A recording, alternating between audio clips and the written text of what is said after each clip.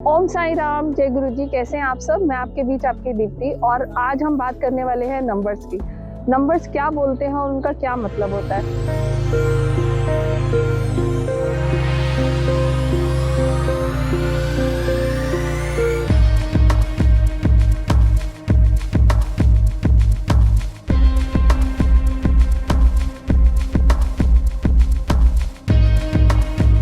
जब हम बॉर्न होते हैं तो हमारे हाथ में नहीं होता कि हमारा डेट ऑफ बर्थ क्या होगा। वो हमारे कार्मिक होते हैं, जो हमें नंबर्स मिलते हैं, डेट ऑफ बर्थ मिलता है।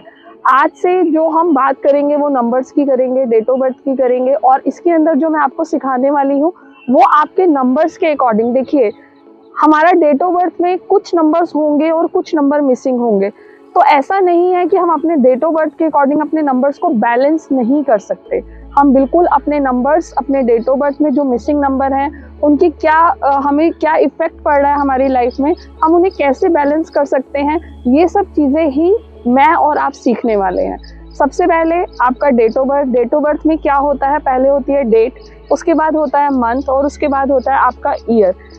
इन चीज़ों से मिलके हमारा पहले बनता है बेसिक नंबर। जो हमारा बेसिक नंबर होता है वो लाइफ लॉन्ग हमारे नेचर में, हमारे एटीट्यूड में रिजेंबल करता है। हम किस तरह का नेचर होगा, हम कैसे होंगे, हमारे नेचर्स में क्या क्या क्वालिटीज़ होंगी, हम किन चीज़ों की तरफ अट्रैक्टिव होंगे, ये सब चीज़ें डिसाइड करती हैं हमारा बेसिक नंबर।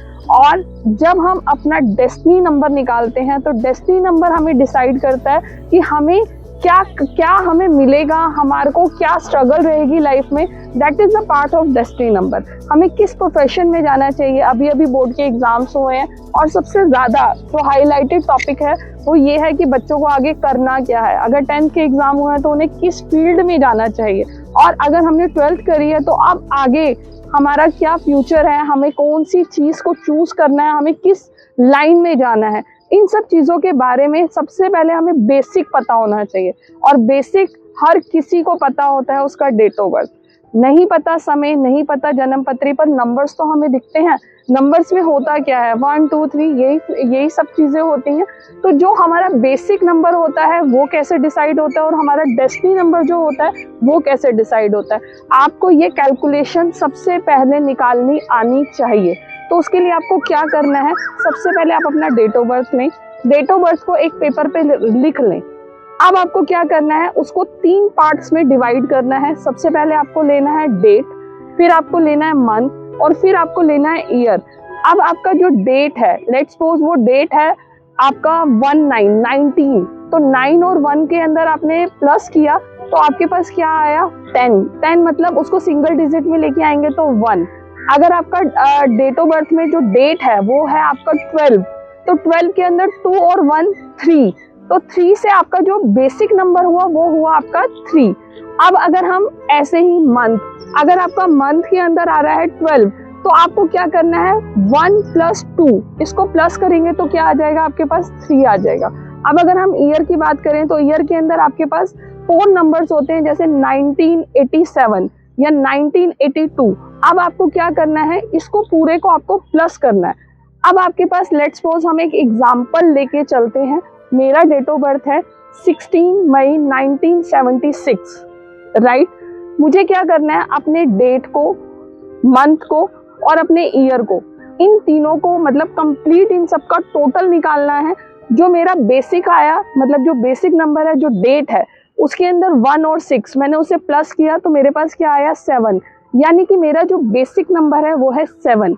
अब मेरे को क्या करना है? अपने पूरे डेट ऑफ बर्थ का टोटल कर लेना है। पूरा डेट ऑफ बर्थ का मतलब 1 + 6 + 5 + 1 + 9 + 7 + 6, इन पूरे का टोटल करने के बाद मुझे उसे सिंगल डिजिट में लेके आना है, जो आती है 8।